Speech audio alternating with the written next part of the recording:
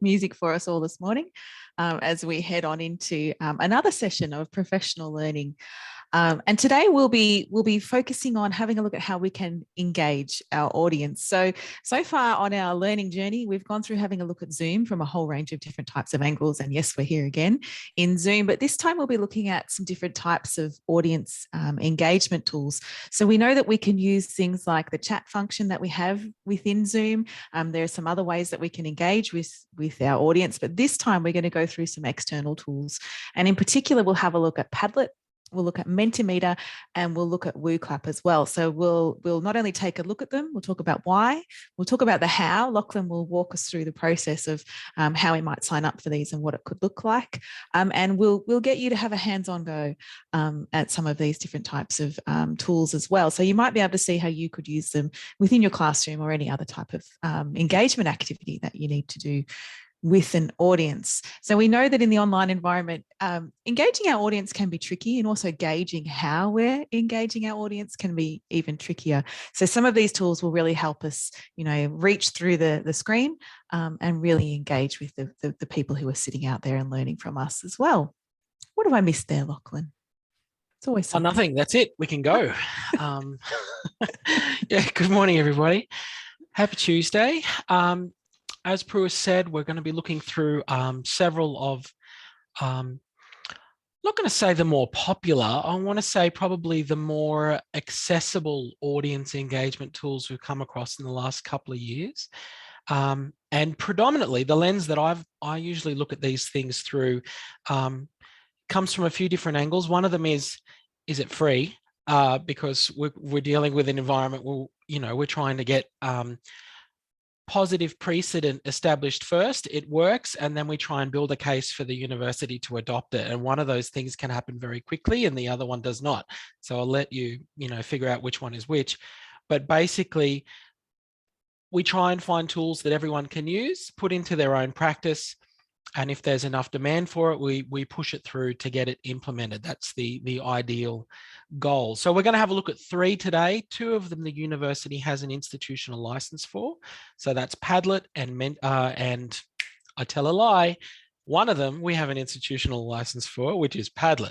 And the other 2 are free, and educators can use them the way that we do, basically, in as much as they want to. So it's not having access to the institutional license isn't particularly limiting for how we approach it.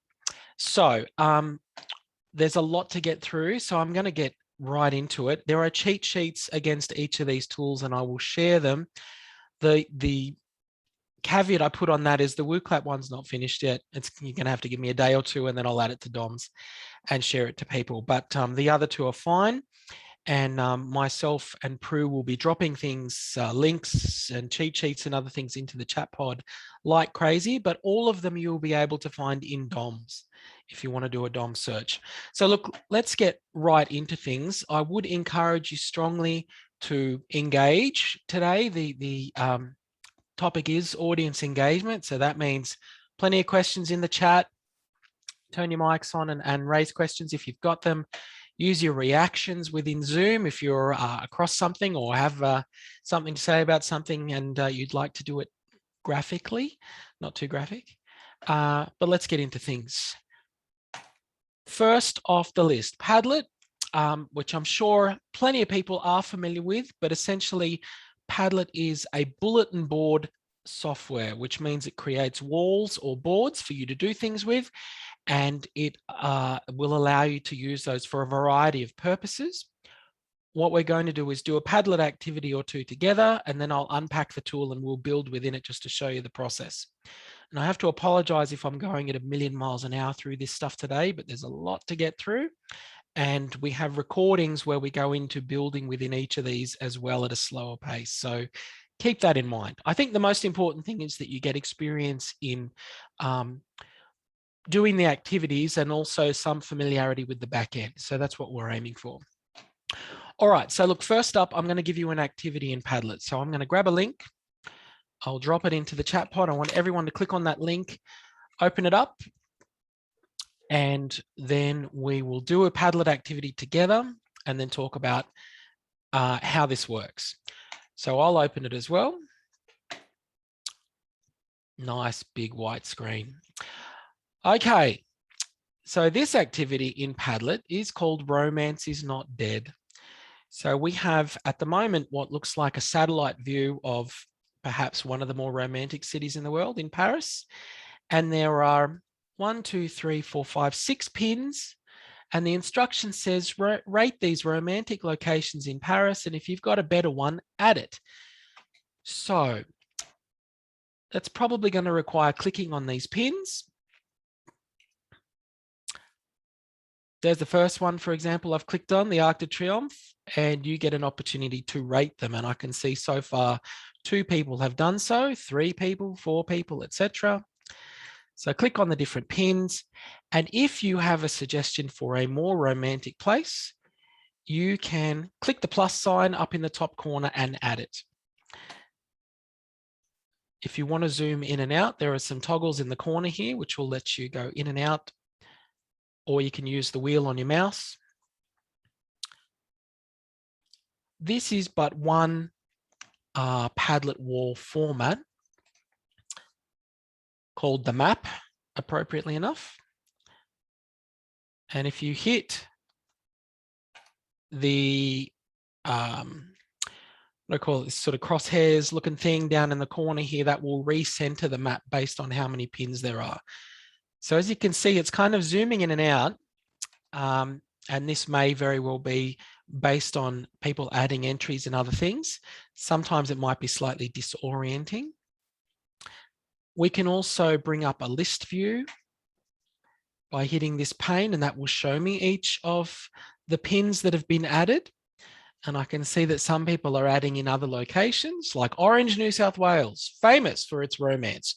Right, Warwick? I think you're located in that neck of the woods. I didn't do that one, mate. Oh, right, sorry. It was Someone Kathy. else. Seriously, if you can't have Paris, you might as well have Orange. Yeah, that's right. We'll always have either Orange or Paris. Yeah. Okay, so we've had a bunch of people that have clicked on each of these pins and rated them. And if I get rid of my list view for a second, we can have a look.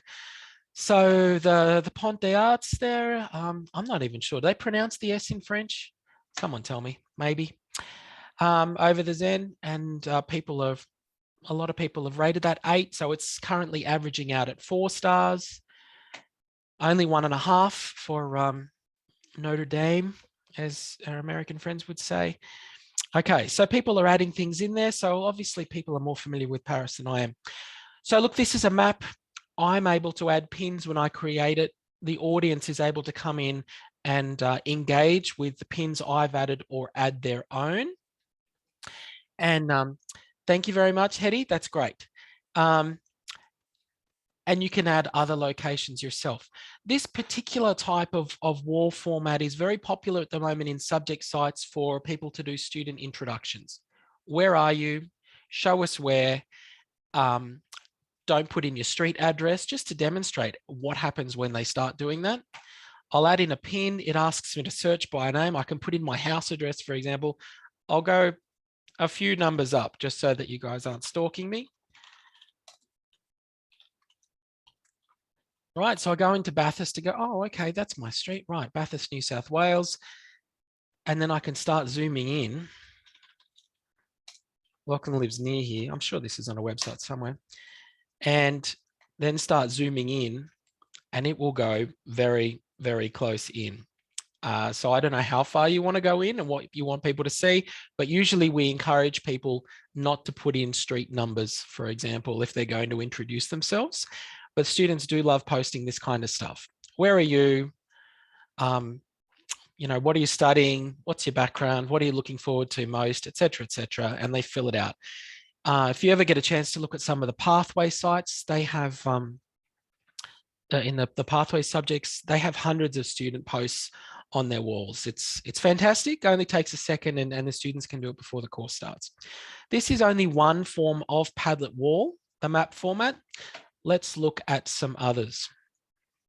Prue, any feedback on the wall activity whilst I get this up and running?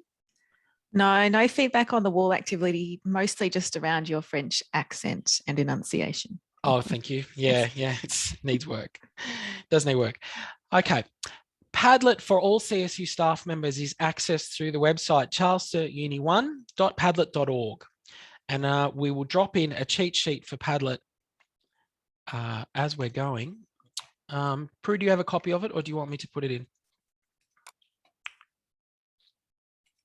Just drop that link in now. So it's a really great cheat sheet too. It's very straightforward. Thanks, Lachlan.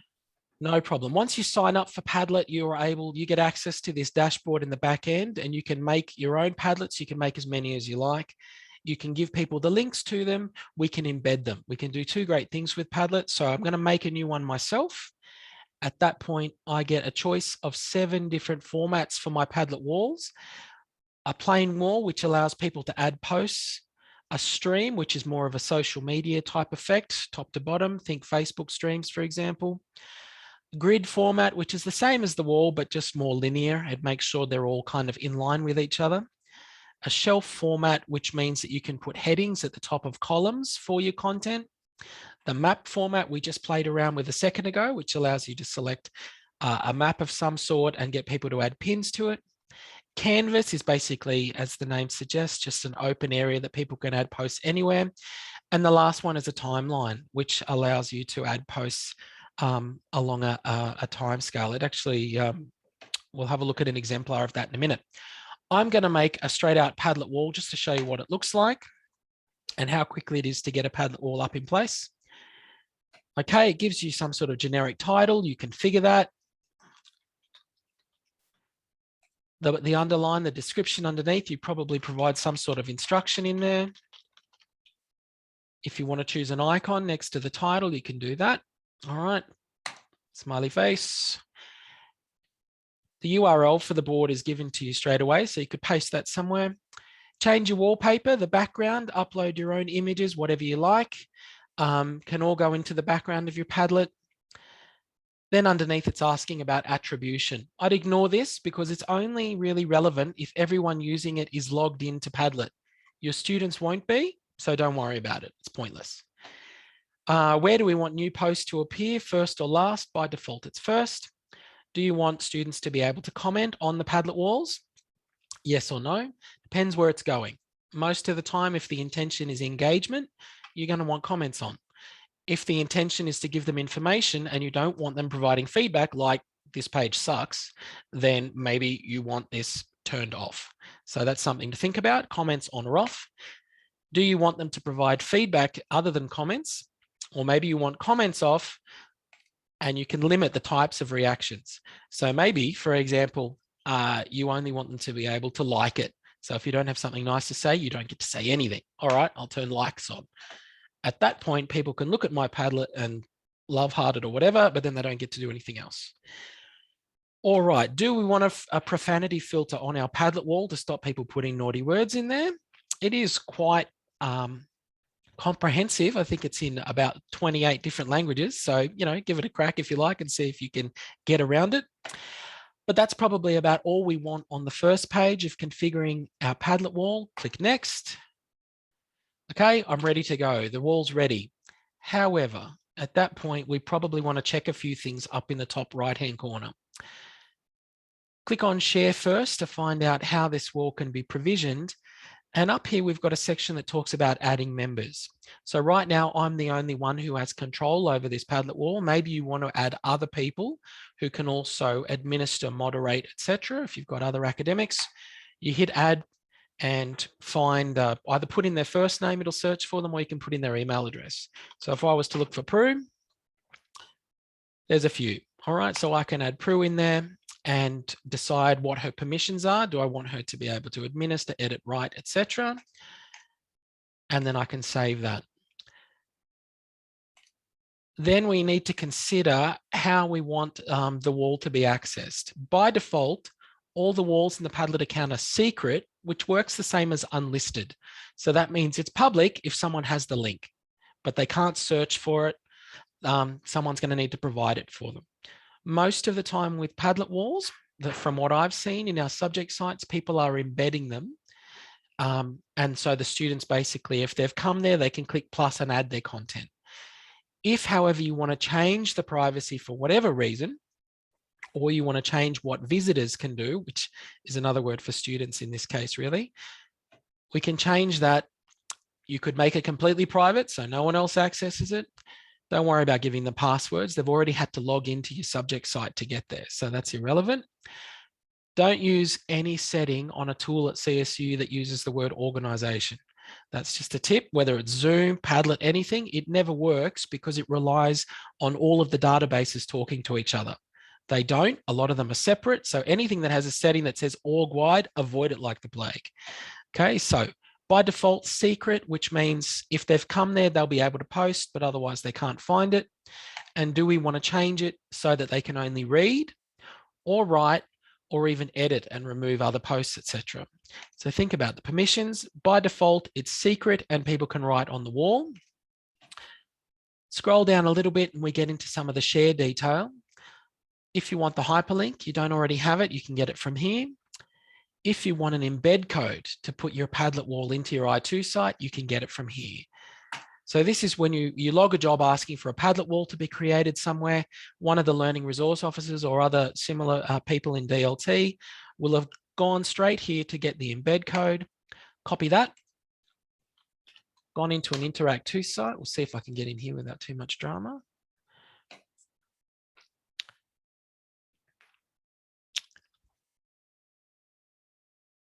Okay, I will drop it into an org site so I don't get into trouble.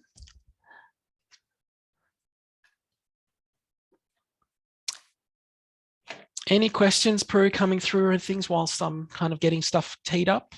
Yeah, Phil's got a really interesting question there, just around using Padlet when you're not actually using it within an Interact 2 site. So should we be using different privacy options if it's just within a workshop situation?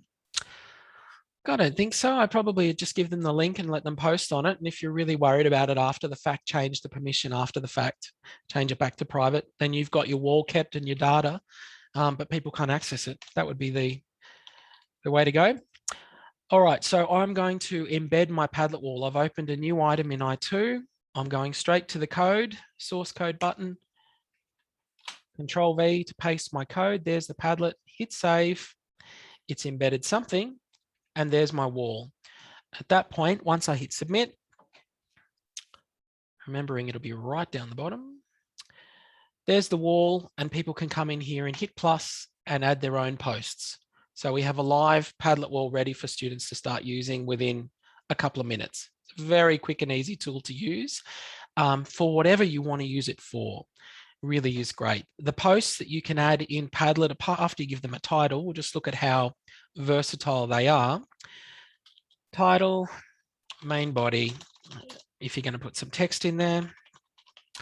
Now, 4 common options are listed at the front if you want to add a file to it or a link, add a picture. But to be honest, I usually go straight to these 3 buttons because that will give me the full list of possibilities within Padlet.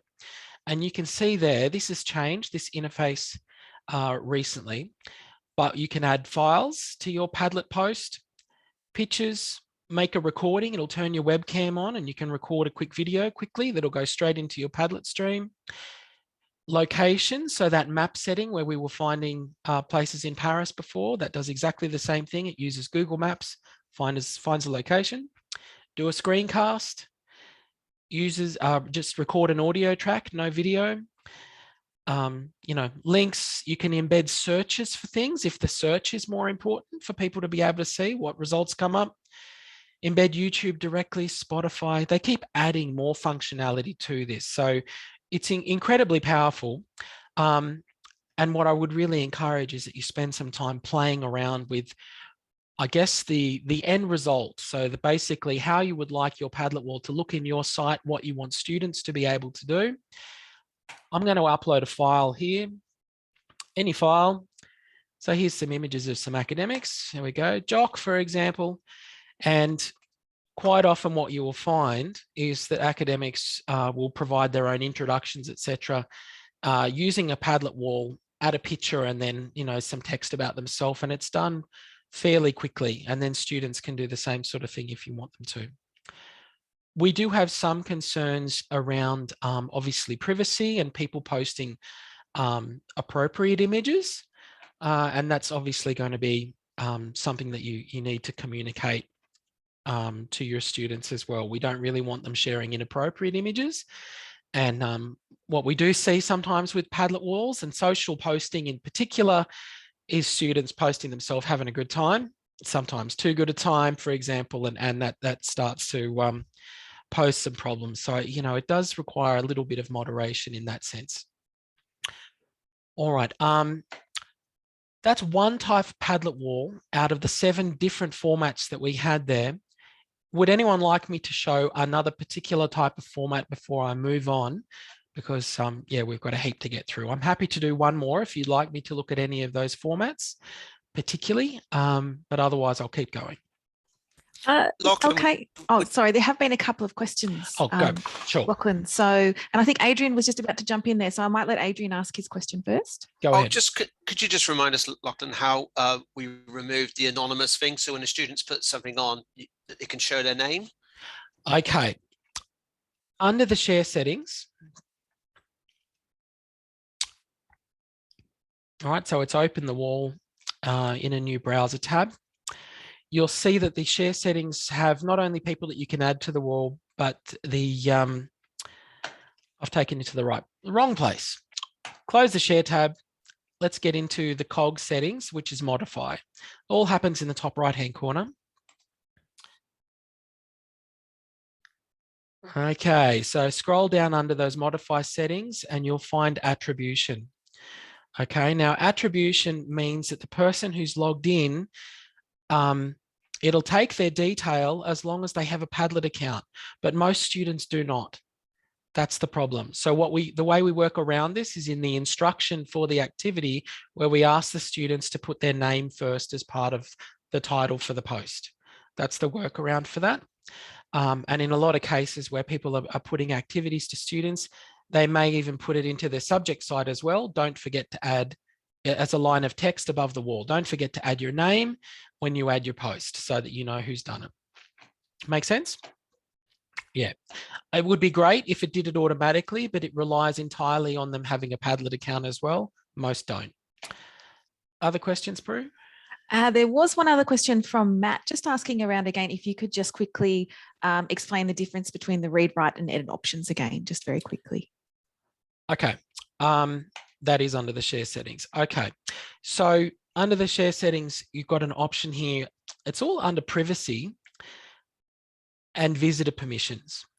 So when we talk about write means that they're going to be able to add new Padlet posts to the wall, but they're not going to be able to touch other people's Padlet posts. That's the write setting. Edit means that they can basically affect other people's work as well. That's the main difference between the two, other than read, which means that you can just view what's on there. Okay. Is it quick and easy to delete a post if it's inappropriate? Absolutely. Good question. Hover your mouse near the top corner and you'll see there's a little menu there. There's delete in the middle. There's the bin. So you can edit it and modify it if you need to. You can delete it on the spot if you need to. Really quick. It is a very, very quick and easy tool to use. If you come across someone else's Padlet wall that you think is great and you want to basically flog it and use it for your own purposes, you can click this remake button up the top there, and that will reproduce the same wall, but within your account. And at that point, you can embed it and share it and start using your own. So if you come across similar types of work, you can do that from the Padlet tool as well. Probably ask them first just to be friendly. Okay, let's move on, shall we? Because we got plenty of other things to look at. Moving right along, Mentimeter. I do love Mentimeter. If you haven't used Menti before, it's basically a suite of audience engagement tools. Some of them are polling related, but basically it's a way to get instant feedback from the audience, either in person or remote. It's accessible via mobile. Usually what happens is that the host will put up an activity. They'll provide a link to the audience, and we're going to provide you with some now. Prue, do you want to drop activity 1 in there?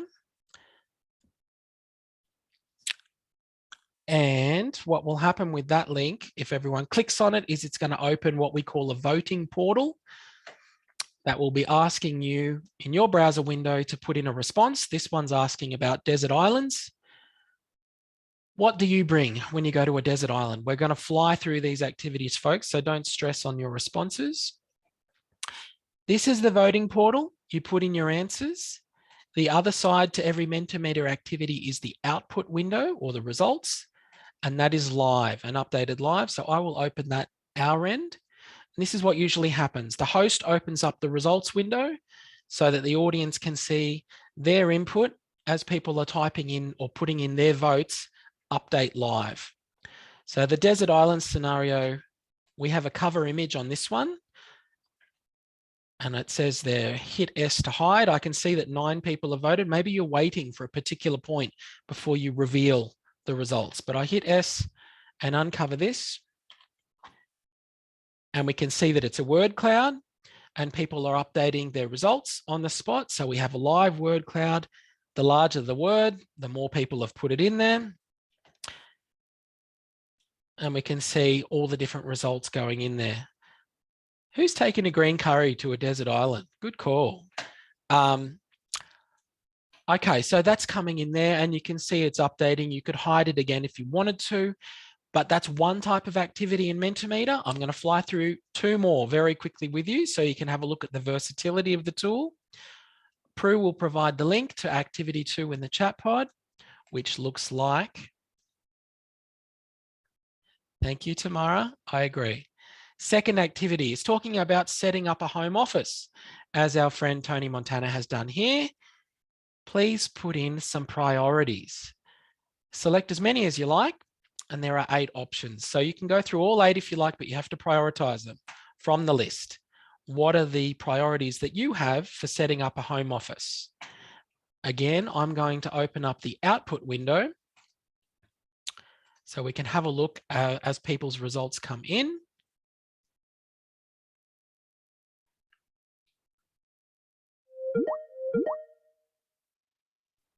Whoop, sorry, buddy. Okay, again, I've got a cover image there. I'm going to hide that. 10 people have voted already. And we can see our priorities shifting, this ranking activity as people's votes are coming in. So far, good Wi-Fi signal appears to be the winner. Adequate desk space is a close second. And you can see here, I do love the fact that having a place for the dog and the cat is way more important than things like trip hazards. Good point. Okay, so you can see when we talk about audience engagement, we've got an opportunity to basically get the audience involved quickly and for them to get instant feedback and to be able to see how their input or their feedback stacks up against others within the group. It's really quick, visually engaging, and it means it's given us, if not an icebreaker, something that we can then talk about and move on and connect to the next part of our delivery. Kathy says, can we share Mentimeter activities? So do we all need to set them up in separate accounts? The answer is yes, unfortunately, because we don't have an institutional license at the moment. I can think of some strategies around how to mitigate that, like maybe creating a school level Mentimeter account as a general one, and then everyone builds within that. And at that point, you've got a repository of Mentimeter questions that everyone can access and share. That's just one idea, maybe, yeah, but I think that's where work. we've started going a bit, Lachlan. I was just checking if there was any alternatives. So cool. No, I wish. We'll have a look in the back end in Menti in a second. When I say school level account, it's just a name. It's going to be another free account, Phil, that we happen to call, you know, Super School of Animals, Agriculture, and whatever it is that Prue does these days. Okay. So that's a second activity. Let's do a third one because that's how quick we can do them. Prue, can you drop the link for number 3 in there? This time round, we're being asked to rate 3 pop divas. So you can see I've got images in this one and people being asked to choose out of the list and to submit their votes. Okay, and I will again open up the output window. And we can see people's votes as they come in. This time round, no cover image. So again, basically we've got these bars along with these thumbnail images on top. moving up and down as reflecting the votes as they're coming in. There are 13. And so effectively, it's almost like a race. You can see them rejigging as new votes are coming in, people voting for who their favorite divas are. So we've, I'll give you a second more to put in your votes, etc. But 3 different types of activities, very quick and easy to create. I'm going to show you the Mentimeter backend now, but we absolutely have a cheat sheet for Mentimeter. I think Prue will drop the link to the DOMS cheat sheet into the chat. Thank you, Prue. But yes, you can log into Mentimeter, create a free account and start building straight away. It's super easy. And we will have a look at that back end now. So we had 17 people provide feedback very quickly there on that activity. Some stats, I think there's also an option which will show these as numbers if you don't want percentages, but let's have a look in the back end of Mentimeter itself. So I'm going to go to mentimeter.com.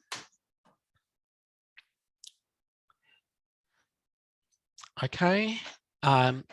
If you don't see a button that says My Presentations, it means you need to sign in or log in. Creating an account is free, and it will also work with other types of generic accounts like Google accounts. If you've got a Google account, you can log into Mentimeter, for example. All right, so at the moment when I log in, it is showing me a full list of folders and presentations that I've created, but I'm going to go through the process of creating a new one so we can have a look at this. Let's give it a name.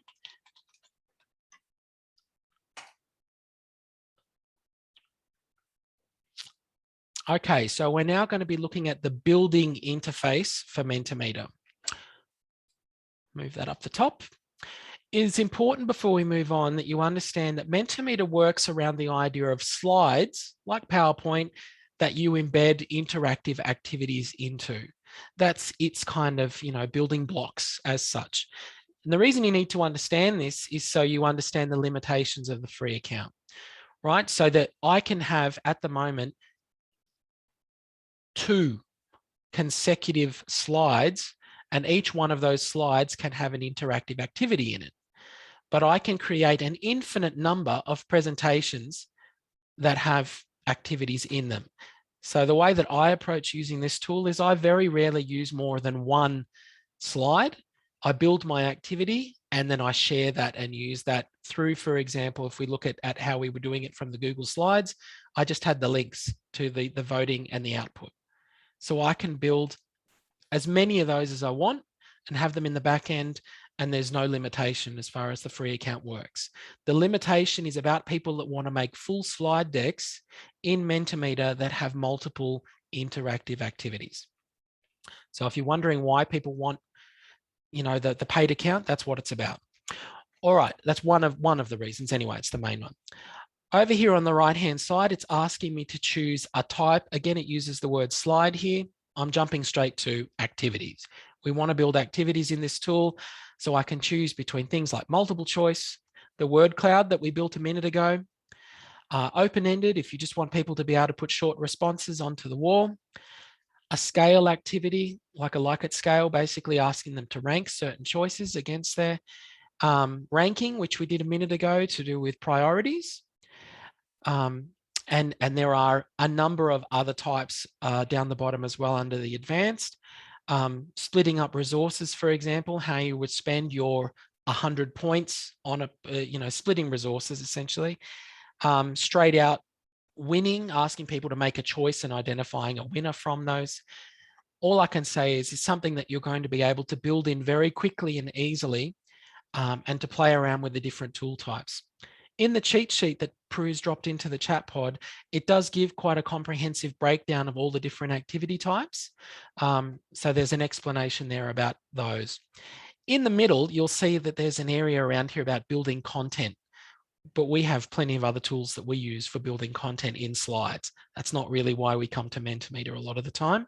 So I'm looking predominantly at the area down the bottom that has advanced question types and the area up the top. I'm going to start building an activity now using, in this case, let's go with scales this time round. So you can see that it started to populate my slide, if you will. I have a series of statements, and by default, it's giving me strongly disagree to strongly agree as my continuum, but I can customize that. So let's get into it. I'm going to give people a question. How do you feel about the following statements? And then I put the statements in. Rabbits eat lettuce. There we go. Do they not? How about Prue loves overtime? And then working from home is awesome. Okay. 3 statements on my continuum. You can add up to 8. At this point now, if I wanted to add a cover image, I could. Do I want my layout to be the sliders that people move, or do I want it in more of a spider chart like effect? No, I'm going to stick with sliders. Now I can customize the continuum. How do I feel about it, for example, or if you want to change that to your own language. So for example, I could turn around and say here, from absolutely horrible, which is 1 as the low value, to loving this so much. There's my continuum. Do I want to show averages of all the statements? Sure, why not? And do I want people to be able to skip statements? No, you got to answer everything. Okay, at that point, I've created my activity. I can go across to the Customize tab over here, and it gives me a few more options. The first one here is about voting. And you'll see that Mentimeter has 2 ways for people to be engaged. One of them was, as we did, I gave you the link to the voting portal. You voted, it updated the output. The other way is using these codes. And I'm sure you've been in different types of activities before where they've said, go to this address and put in this code, and then you can vote. The end result is the same. I find it's just easier to give people the link. But if you're with a live audience, with students, for example, in a lecture theatre, then giving them a link is a more difficult proposition. Getting them to go to menti.com and putting in the number is something they can do on the spot. So there we've got our difference between face-to-face, they can engage with Mentimeter activities, versus giving them a hyperlink, which is really for the online group. And also, probably if you're going to embed these activities in subject sites intended to be used just ongoing. So it's far easier to do that through a hyperlink than it is to give people instructions each time. If you don't want to give them these instructions and you just want to give them a link, this close voting button, sorry, I tell a lie, hide instructions bar, removes it, removes the top line. Okay, so that's why you'll find with a lot of the ones that I make, you can't see that. It's mostly for live audiences. That's what the instructions bar is for. The other options, close voting, will stop people being able to put any input at all on the output. Most of the time, this is the only one that I play around with, hiding the instructions or not. So I think my activity is pretty much ready to go. Someone's already voted on this. I don't even know how that's possible. But anyway, we'll get into that. Above these tabs here, we've got a few other options. The main thing I want to point out here is the share button. That's where we get all the information we want for making this activity live. If I click on share, you'll see it's split into 2 sections. Participation, which includes our voting link or voting portal as it's referred to. At that point, I can copy that and give it to you guys. And this activity is already live and you can already start interacting with it. So you can see the activity's been created. People can start engaging with it already. I want to point out the section just above talks about the voting code being temporary. So remember that line of instruction that was above the activity saying go to Mentimeter and put in this number. When you give instruction like that, Mentimeter will only keep that number, that logging in code valid for 2 days. Then it will generate a new one. So you'll have to come back in and get the new instruction code. So it doesn't stay valid indefinitely, which is why I love using the link, because the link is permanent. It doesn't go anywhere unless you delete the activity altogether. So that's another reason I don't mess around with codes. Do I not use the QR code? Not really. I think if I was playing around, Phil, with Mentimeter activities in live settings, like around campus, putting QR codes around and wanting people to engage with Mentimeter activities, then yeah, I'll print out the QR code and get people to engage physically with the code and then do the activity. But most of the time, you know, that using it in websites, for example, or in live delivery, it's more of a gimmick in that sense, to me anyway. I'm sure there are other applications for it, but the facility is there. It's a good question. The second tab that we need to know about is the output. So this is where we get into presentation sharing. How do we want people to see the output? And we've got two options here. One of them is to get the output results. I'm going to get that link and open it up in a new tab. So we can see everyone's voting going into the activity, updating live, and this just goes on. Unless I stop this activity, it will just keep going on forever. And you can see 11 people have voted, and as those votes come in, it updates. Remember, I chose to show the average. That's what this bar here is showing us. And people have managed to engage with that activity very quickly. The other type of presentation sharing that we want to look at is embedding. If you want your Mentimeter activity embedded within your subject site, we need the embed code. Clicking on that button will copy it for us, at which point I can go into my test area, build another content item in I2.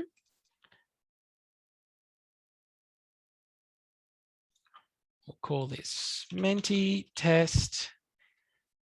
First thing I'm going to do is just put a line of text above before I embed the activity. So let's go for voting link goes here, because we need to give people the ability to engage with the activity as well as see the results. We've got to provide both the voting link and the output. Okay, now I'm ready to go into the code. So there's the line of text at the top. I'm going to go underneath it. Doesn't matter where, I'll just go underneath there. Paste in my embed code, hit save. And you can see my activity has embedded underneath. Something is there, there it is. There's our output. I just need the link now for people to engage. So I'll grab that back from Mentimeter, remembering that the voting link was under participation. Copy the link back to the site. Voting link goes here. I'm going to turn that into a hyperlink by finding the hyperlink button. There it is. Insert the link. That's the link to the voting portal. I want it to open in a new window. And now when I submit, what I have going is an ongoing interactive activity embedded within my subject site. People get to go in and vote, engage with the activity, and see their results and their output right there. Okay, so that's why Mentimeter is so powerful, because not only is it a live audience engagement tool, but you can create interactive activities that sit within your learning materials like that so quickly and embed them and get them to be able to vote and keep engaging with it. The only consideration really is it still going to be valid next session, 2 years from now, when there's hundreds of votes? Does it matter? So it depends on the activity type. If you think about a word cloud, for example, it just gets more powerful the more people add to it. So a word cloud could sit within your subject site forever, and people get to vote and add their own in and see how it keeps changing, etc. So it's if you don't have a problem with the results not being updated, you can just leave it there and not worry about it. It's good to go. If, however, you want to reset the results, the person who created the Mentimeter activity is the only one that can do it. They're going to have to go into their Mentimeter account, go into the back end, find the activity itself. Here it is. And you'll see underneath the content tab here, do I want to download the results that are in there, or do I want to reset them? If we hit reset, it's going to remove the results from either this slide or all sides. I'm going to reset the results. All the votes are gone. And now the activity is ready to go again. Okay, I'm going to stop there for a second on Mentimeter Prue and see what we've got coming in from the crowd. What do we think? We've had some great questions and a lot of comments coming in from people. So comments around not realizing that you could embed them into your i2 site, which then opens up a whole new world of possibilities of how students or your audience will engage with those tools. So that's great. And a really great question just come through from Pete, just asking if we have an exemplar i2 site where we could actually have a look at this and how people have embedded it into their learning management system or their i2 site and the different types of engagement activities they have. It's a good question. I have some exemplar sites that I can link to and show you, but they're subject sites, so you'd need to get added to them before you could see them yourself. So maybe I'll look at an org site, for example, or somewhere we could assemble a bunch of exemplars for you to look at. I'm sure someone's done it somewhere, so I'll chase that up for you. And one more question has just come through from Phil, which is really great. Is the only thing which expires over time the voting? How does that expiry time work, Lachlan? 2 days. If you're using the instruction bar, so I've hidden it, but if it's on, go to menti.com and use that number. This number will expire and a new one will be there if you go in after 2 days. So it's not that you can never use instructions after 2 days, it means that the number updates. So if you were using this live, it wouldn't be a problem. You could open the activity and the newest instruction would be there. It's only a problem if you're providing this instruction code in text somewhere else.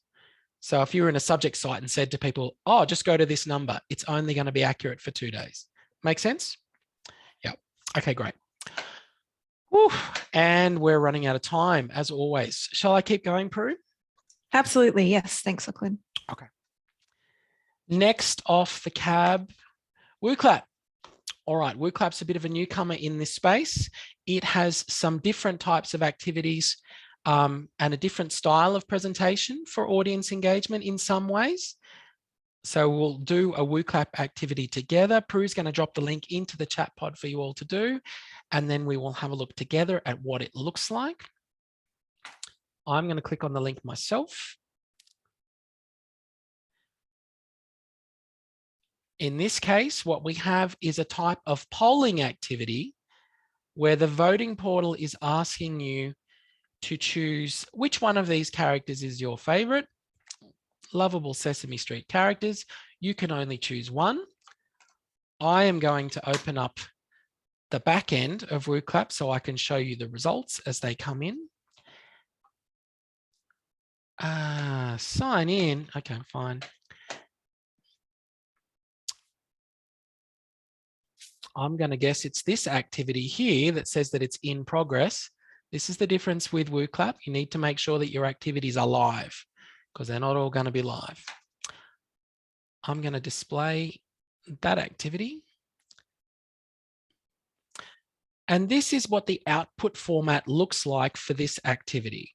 You guys are voting at the front end in a voting portal that asks you to choose, but the output is showing those results coming through live. How many people are voting for which characters? It puts the visual on the left, for example, and then we have kind of, again, these bars showing us how those results are going. You'll notice down the bottom here, it says 62 participants. 16 people have filled it out of 62 possibles. I'm not sure where that 62 is coming from. So I'll have to look into that. It's a bit strange. 17 people are voting right now, though. So we can see the results are presented in this choice. Absolutely, it is a tough choice. But you're able to choose other as well. So if going for the worm, I can never remember, slimy, maybe Oscar's worm. Anyway, it's a long time ago. You can change the format for some of the WooClap type activities. If I want to change to show the results, to toggle them on or off, I can do that. And there are other formats for output that we can look at in a second. What I want to show you now, though, we've had 19 people engage with this activity very, very quickly, very visually stimulating. You'll see that there's a code up the top here. So if you wanted to provide people with the link and a code, you can do that. I'm not seeing any voting instruction type generic thing, but the way that it works is you always go to WooClap and there will be a code to join the activity. So that's what these cap letters are for, the code to join. So that's probably what you would provide your live audience. I'm going to now progress to the next activity because there are two. At this point now, if you look at the link that we gave you to do the activity, you're now being asked to put in more information. So this is a consecutive interactive activity. If I'm speaking in French, I'll click on the link again. And we'll see now that the activity is bringing up the second part or the second activity, which says that we've got a snap dinner party, use the drop down and add a dish for each meal slot. Here's a drop down. At the moment, it says entrees, mains or desserts, and you get to add in your contribution against each of those, 100 characters in total, and then you hit the envelope over here or whatever it is, paper airplane, to submit your feedback.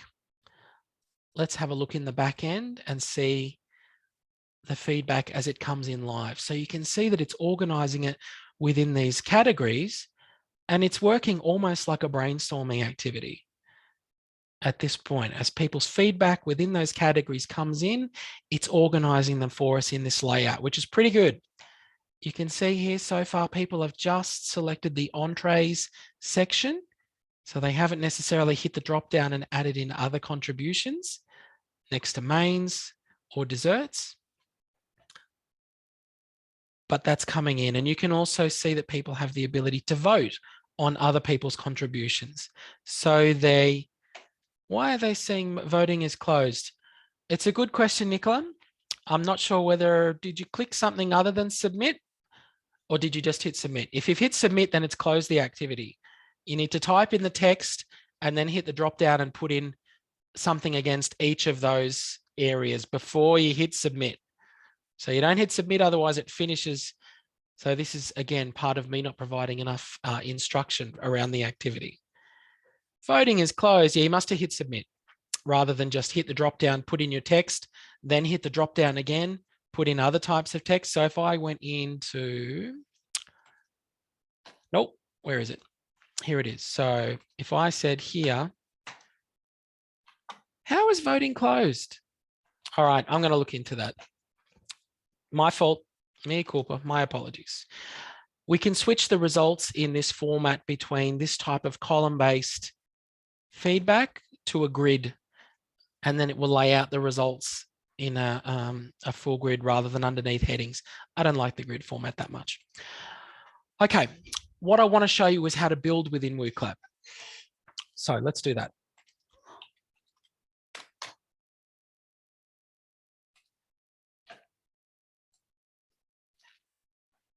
All right, you can create an account for free. Again, it'll take a lot of those different generic types of accounts like Google, for example. Once you log in, the language that they use is events. So before we were talking about slides and activities, now we're talking about events. So I'm going to create a new event in WooClap. And all my activity types are available through this slider. Multiple choice, polling through a graph type, finding an image, for example, if you wanted to find that sort of activity, rating or ranking, open questions, a word cloud. So you're seeing that there are some similarities to Mentimeter here, but there are some other ones as well. Drag and drops, like matching activities, finding a number, sorting activities. That's the same type of ranking activity we did before. Kathy, it's a really good question. Clear benefits. No, not really. I would say that there are a couple of activity types which are unique to WooClap that Mentimeter doesn't offer. So that brainstorming activity that we did a minute ago, where it took the different types of feedback and put them into columns, that's a bit unique and different. But to be honest, Mentimeter is my default go-to because of how powerful it is. And I can think of an application for nearly all the activity types. With WooClap, I need to think a little bit. So yeah, that's a good question. There are also some interactive audio-visual types as well that you can base activities around, but you just need to play around with them and see if there's any application for you. But you can choose your activity type. So in this case, look, I will choose let's go with open question. All right, it's asking for the question, how do you feel about X? And then you can provide a bunch of answers. If there needs to be a correct answer, then you can put that in there. That's starting to sound more like multiple choice to me if there are correct answers.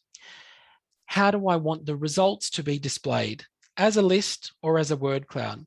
Well, we used list before, so I'm going to keep to that. How do we feel about fruit? There we go. I'm going to create the activity, but what are my options here?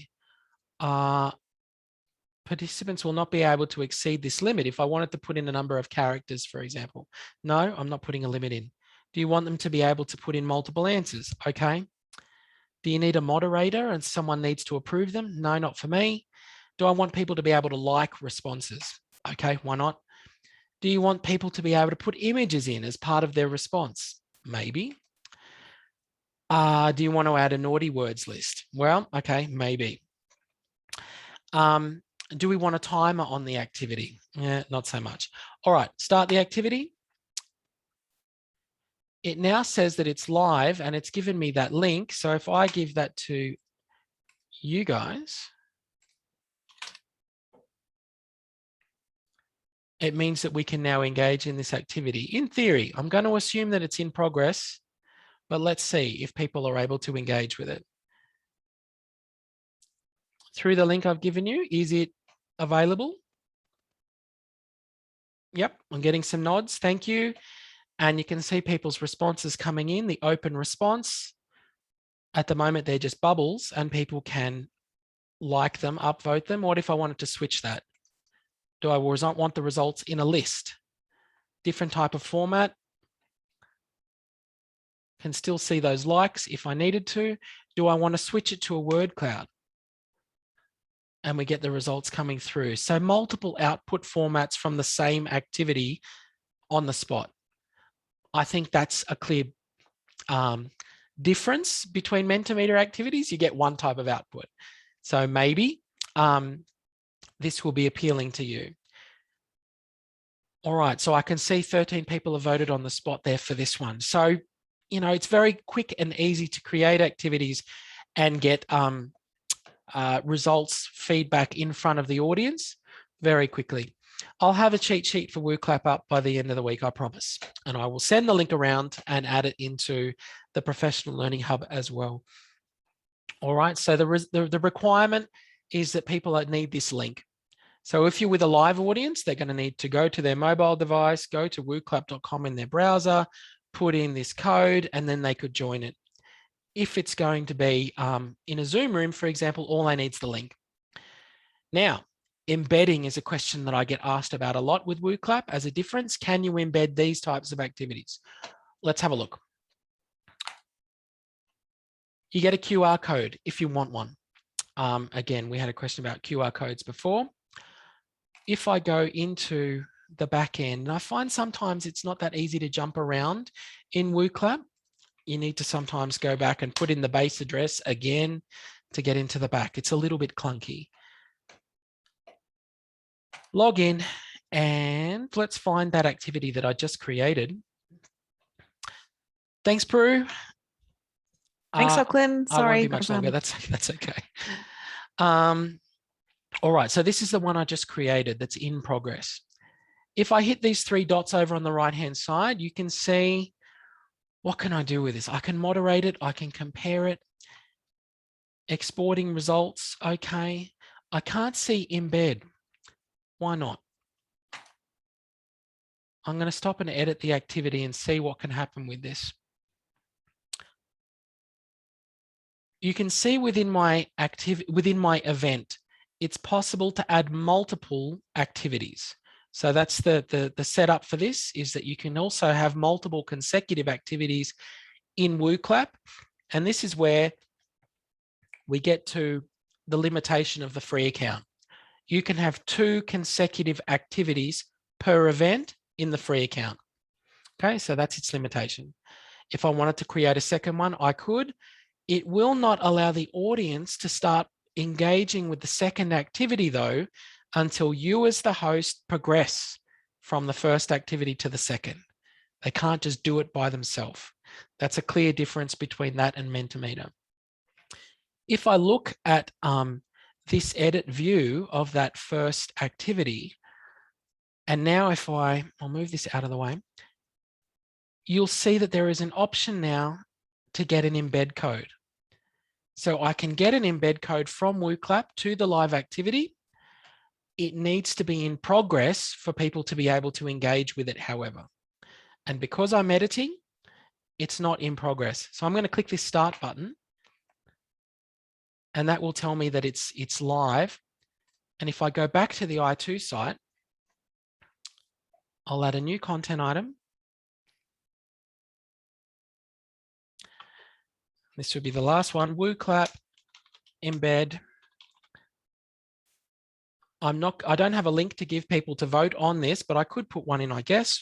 Voting link goes here. Then underneath, turn on the code, paste the code,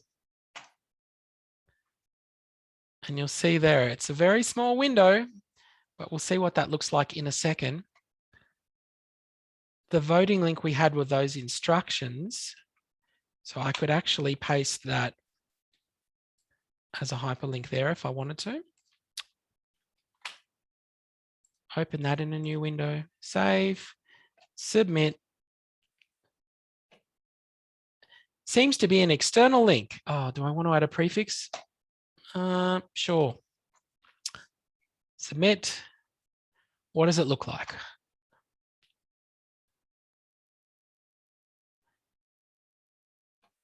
Wait for it to load. Right, so we've got good and bad things going on here. One of them is that the embed from WooClap is too small. So we would need to actually play around with sizes and things to make sure it took up a larger frame. So that's a problem. But other than that, it's embeddable.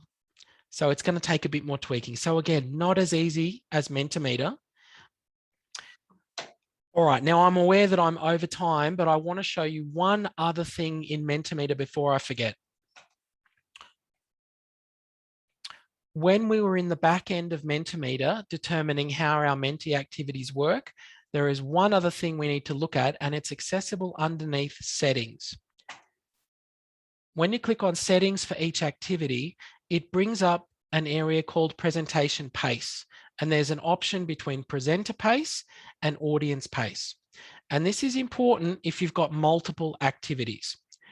If you have this presenter pace selected, it means the audience cannot engage with the second one until you progress it. If you have audience pace selected, they can just finish the activity and click next and do the next one when they're ready to. So this is only really applicable if you want people to have multiple activities. And I'm now getting notifications about meetings I should be in. Oh, well, I'll get to those in just a second. So yeah, under the settings pane, that's probably the most important part of that section, is that you can determine how the audience engages with multiple consecutive activities. So it's important. You don't have that control in most other tools that I'm aware of for audience engagement. All right, so look, I will share bits and pieces into the chat pod for a minute after we finish up here, but it's important that we had a look in the back end of each of those tools today. As I said, we have the cheat sheets available for Mentimeter and Padlet. I'll put those in now as well. Have a look through the other slides. They're really points about teaching ideas, etc., for what to do with interactive activities. But some tips and tricks about using them as well. But the important thing is that the developers of these applications are updating them constantly, adding new activity types, and they also regularly change the interface. So you have to look around in slightly different places to find the same functionality. It happens all the time, which is, I suppose, good if we're running these sorts of sessions. In each session, we can cover any updates. Other than that, if you want to have a look at any more of these in particular in your own subject sites or in your own teaching and want to have a chat about it, just reach out, send me an email, and I'm happy for us to have a Zoom session and a play around with any of the three. Other than that, I think I better stop because this could go on forever, but I'll keep adding cheat sheets, etc., into the chat pod and wish you all a happy teaching week ahead. Have a good one. Stop recording. Here we go.